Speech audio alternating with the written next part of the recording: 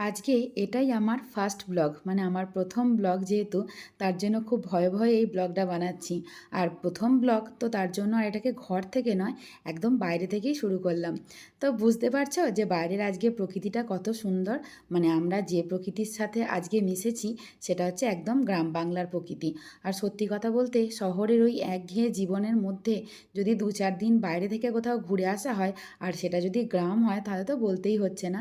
আমার খুব পছন্দের, খুব ভালো লাগার জায়গা হচ্ছে গ্রাম। আর যেহেতু আমি প্রথম ব্লগ শেয়ার করছি তোমাদের সাথে, তো তার জন্যই ভাবলাম যে একটা বাইরে থেকেই ব্লগ শুরু করা যাক। তো যাই হোক, আজকের সকালটা হয়েছিল আমার অনেকটা তাড়াতাড়ি। এখন ঘুম থেকে উঠেছি আমি 4:45, আর তারপর আমি ঠাকুরকে নমস্কার করে আমি বাড়ির কাজ শুরু করি। আর আমার সকালটা কিন্তু এরকম টাইমেই হয়, মানে 4:30 থেকে 4:45-র মধ্যে, তখন পুরোটাই ভোর। তার কারণ হচ্ছে আমার মামামকে যেহেতু স্কুলের জন্য রেডি করতে হয়, টিফিন বানানো, কাজ করা, সব কিছুর মধ্যে দিয়ে কিন্তু আমাদের সকালটা শুরু হয়। আর আমাদের মতো মধ্যবিত্ত পরিবারের মেয়ে বা বউদের কিন্তু এইভাবেই সকাল থেকে কাজ শুরু করতে হয়, তা না হলে সারাদিনে কখন যে কী কাজ শেষ হবে এটা বোঝাই যায় না। তো ঘুম থেকে ওঠার পরই আমার যে কাজটা প্রথমেই করি সেটা হচ্ছে গাছের ফুল তোলা, দুয়ারে জল দেওয়া, আর তারপরে হচ্ছে যে উঠোন ঝাঁট, জল দিয়ে ধোয়া, পরিষ্কার করা, এগুলোই আর কি। প্রত্যেকটা দিন এই কাজগুলোর মধ্যে দিয়ে আমাদের মানে দিনটা শুরু হয়। আর তারপর তো সংসারের নিত্য নৈমিত্তিক কাজ আছেই, সেটা তো আর বলতেই হচ্ছে না। কিন্তু আমার সবথেকে বেশি ভালো লাগে ঘুম থেকে ওঠার পর দৌড়ে জল দিয়ে গাছের যে ফুলগুলো ফুটে থাকে সেই ফুলগুলোকে তোলা। আমার খুব ভালো লাগার একটা কাজ। তো যাই হোক, সেই কাজগুলো সেরে এখন তোমাদেরকে বললাম যে উঠোনটা পরিষ্কার করে ধুয়ে নিই। তো এখানে ধোয়া কাজ কমপ্লিট, আর এখন দেখো আমি জামা কাপড় গোছাচ্ছি। তো জামা কাপড় গোছাচ্ছি মানে হচ্ছে আমরা একটুখানি বাইরে যাব। বাইরে বলতে আমরা যাব হচ্ছে মানে আমার শ্বশুর বাড়ি। আর যেহেতু আমরা কাজের সূত্রে বাইরে থাকি, তো তার জন্যই এই 2-4 দিন গ্রামে ঘুরতে যাওয়ার মানে নাম শুনলেই না মনটা ভীষণ আনন্দে ভরে ওঠে।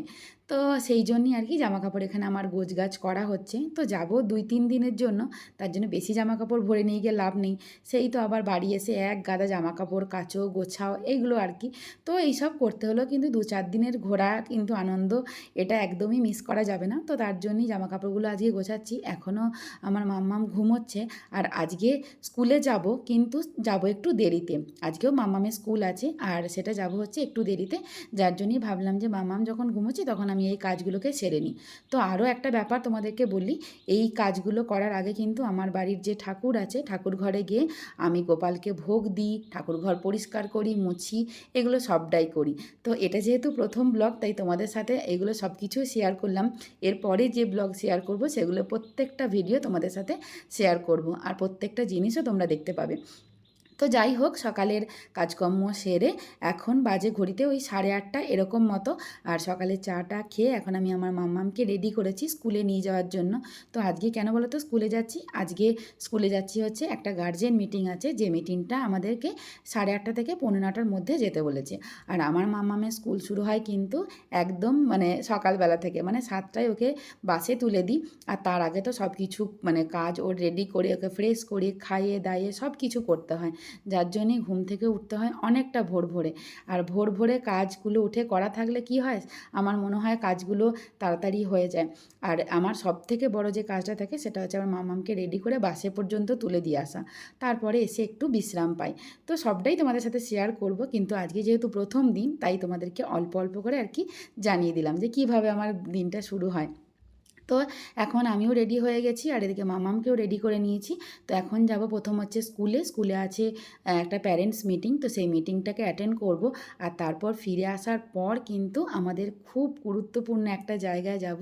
তো তোমাদেরকে তো বললাম যাব হচ্ছে আমার শ্বশুর বাড়ি। আর অনেক দিন পরই যাচ্ছি, কারণ কাজের সূত্রে যেহেতু আমরা বাইরে থাকি, তো তার জন্যই হয় কি, তার জন্য যাওয়া হয় না। 3 মাস বা 4 মাস অন্তর অন্তর যখন আমাদের ছুটি থাকে, তো সেই টাইমটা আমরা গ্রামের বাড়িতে যাই। আর মানে বেশ ভালো লাগে, তার কারণগুলো তোমাদের সাথে পরে পরে শেয়ার করব, কেন এত ভালো লাগার জায়গা বলছি। তো এখন খুবই তাড়াহুড়োর মধ্যে সব কিছু গোছগাছ করে নিলাম, আর এখন রেডি হয়ে বেরিয়েই পড়লাম। আর জামাকাপড় যেগুলো নেওয়ার সেগুলো তো গোছগাছ করে রেখে গেলাম। বাড়ি ফিরে স্নান টান করবো, সকালে ব্রেকফাস্ট করব, আর তারপর আমরা বেরিয়ে যাব।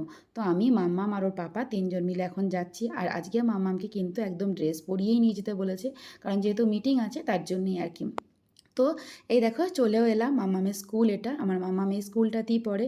এটা আমার ভীষণ ভালো লাগার একটা স্কুল। আমার অনেক দিনের ইচ্ছা ছিল আমার মামাম একটা ভালো স্কুলে পড়বে, তারপরে একটা মানুষের মতো মানুষ হবে, এরকমটাই আর কি, যেমন প্রত্যেকটা বাবা মায়ের স্বপ্ন আশা ভরসা সব কিছুই থাকে। তো এই দেখো এখন সবাই আর কি আসতে শুরু করে দিয়েছে। আর মাম্মামের স্কুলে ঢোকার পর মাম্মাম এত খুশি না, আমাকে খালি দেখাচ্ছে এই ঘরগুলো ওই ঘরগুলো ক্লাস হয়, কোনটা কি ক্লাস এরকম। আরও একটা কথা তোমাদের বলে রাখি, আমার মাম্মাম কিন্তু স্কুলে আসতে ভীষণ ভালো লাগে, মানে ভালোবাসে ওর। তো তার জন্যেই আর কি। আর স্কুলে আসার পর এত বন্ধুদের সাথে দেখা হচ্ছে, তো আমাকে পরিচয় করিয়ে দিচ্ছে যে কোনটা কে না, এরকমটাই। আর এই দেখো এখানে স্কুলের মিটিং হয়ে গেছে, আজকে ওদের একটা মিটিং ছিল, যেটা হচ্ছে ওদের যে এক্সাম হয়েছে, তো সেই এক্সামে আর কি এখানে রেজাল্ট বেরিয়ে গেছে, তো সেটাই নেই। আর মামাম কিন্তু এক্সামে খুব ভালো রেজাল্ট করেছে, একদম সবেতে ফুল মার্কস পেয়েছে। আর তার জন্যই আর কি ম্যাম বললো খুব ভালো মেয়ে, খুব লক্ষ্মী মেয়ে, এই জিনিসটা ধরে থাকাটাই হচ্ছে সবথেকে বড় ব্যাপার। তো বেরিয়ে আমরা এখন খুব মানে মামামের জল তেষ্টা পেয়েছিল, তো সামনেই ছিল আখের রস, তো সেইটাই আর কি আমি আরও দুজন মিলে আখের রসটা খেলাম, আর তারপর আমরা বাড়ি ফিরছি। আর মামাম আজকে আরও বেশি এক্সাইটেড কেন বলো তো, যেহেতু বাড়ি যাবে, মানে গ্রামের বাড়ি, ব্যাস আর বলতেই হচ্ছে না।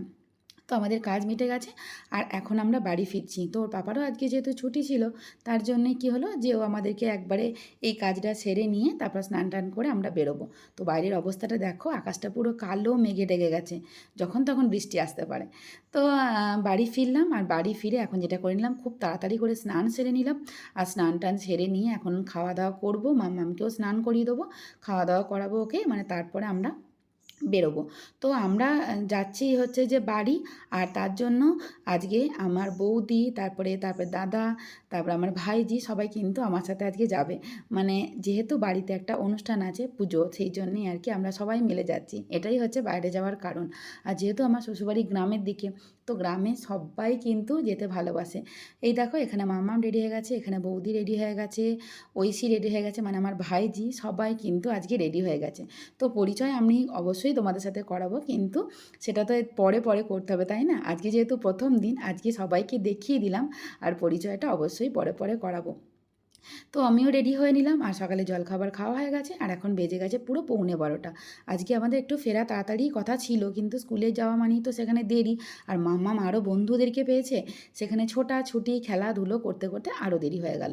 তো এখানে দাদা, বৌদি আর ঐশী তিনজন মিলে রেডি হয়ে বেরিয়ে পড়লো। আর তারপরে আমরাও বেরোবো, কারণ আমাদেরও সব কিছু গোছগাছ করা হয়ে গেছে।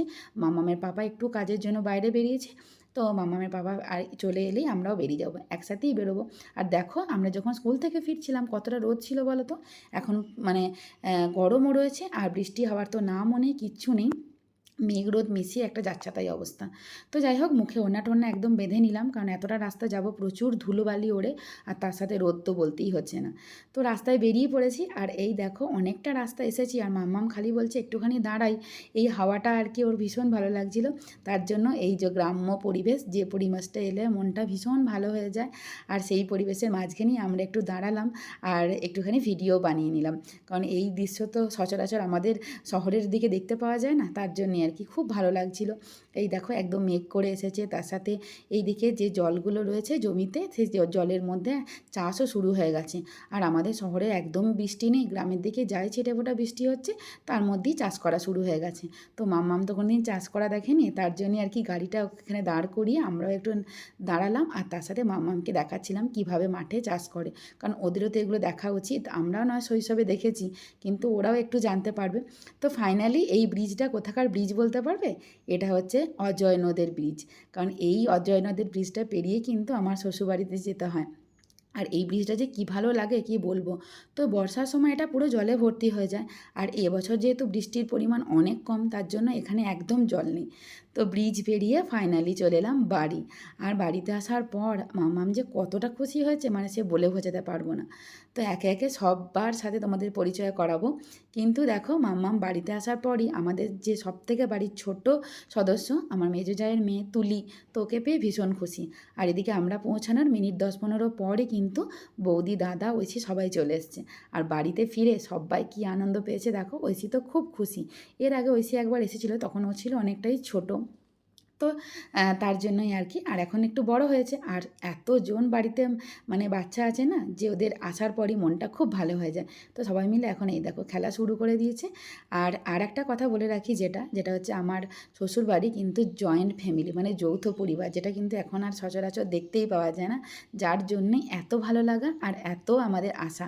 তো আমরা বললাম না যে যখনই ছুটি পাই তখনই কিন্তু আমরা বাড়িতে চলে আসি। ভালো লাগে না শহরের একঘেয়েমি কাটাতে, গ্রামে এলে মনটা ভীষণ ভালো হয়ে যায়। তো এই দেখো ঐশী আসার পরপরই তুলির সাথে কি সুন্দর খেলতে লেগেছে, কারণ বাচ্চারা তো সবসময় বাচ্চাদেরই বন্ধু হয়, তাই না?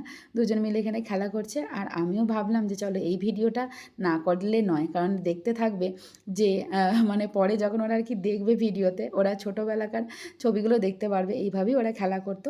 আর আমি মানে ওখান থেকে স্নান করে এসেছিলাম, তো এখানে একদম ঘেমে গেছি, কারণ হচ্ছে যে বাইকে আস্তে আস্তে প্রচণ্ড গরম লাগছিল, আর তার সাথে রোদও ছিল প্রচুর, যার জন্য একদম ঘেমে গেছি। তাই ভাবলাম একটুখানি ফ্রেশ হয়ে নিই।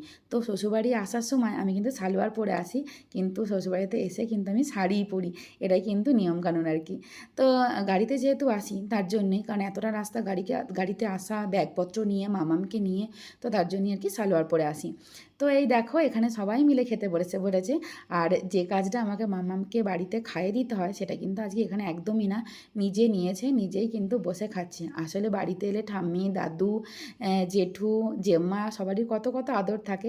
তো সেই আদরে আজকে নিজেই বললো, মা আজকে তোমাকে খাওয়াতে হবে না, আমি নিজে খেয়ে নিচ্ছি। আর এদিকে আমরা সবাই মিলে খেতে বসে পড়েছি। এটাই হচ্ছে যৌথ পরিবারের একটা মজা, একটা আলাদা আনন্দ। সবাই মিলে এই পরিবার কিন্তু এখন আর খুব একটা দেখতে পাওয়া যায় না, কিন্তু আমাদের কিন্তু এখনও আছে। এটাই হচ্ছে একটা গর্বের বিষয়। তো আমার এই ফার্স্ট ব্লগ, যেটা আমি আমার শ্বশুরবাড়ি থেকেই শুরু করলাম, এরপরে প্রত্যেকটা দিন নতুন নতুন ব্লগও তোমাদের সাথে শেয়ার করব। তো কেমন লাগলো ব্লগটা অবশ্যই আমাকে জানিও। আর এখানে এসছি মানে 2-3 দিন তো এখানে থাকবোই, আর তার সাথে সাথে নতুন নতুন ব্লগও তোমাদেরকে দেবো আর কি, তোমাদের সাথে শেয়ার করব। আর যদি ভালো লাগে ব্লগগুলো, অবশ্যই লাইক, কমেন্ট, শেয়ার করতে ভুলো না। আর যদি ভালো লাগে বেশি করে, তাহলে অবশ্যই চ্যানেলটাকে সাবস্ক্রাইব করে দিও। তো চলো ব্লগটা এখনকার মতো এখানেই শেষ করছি। নতুন ব্লগ কেমন লাগলো জানিও। টাটা।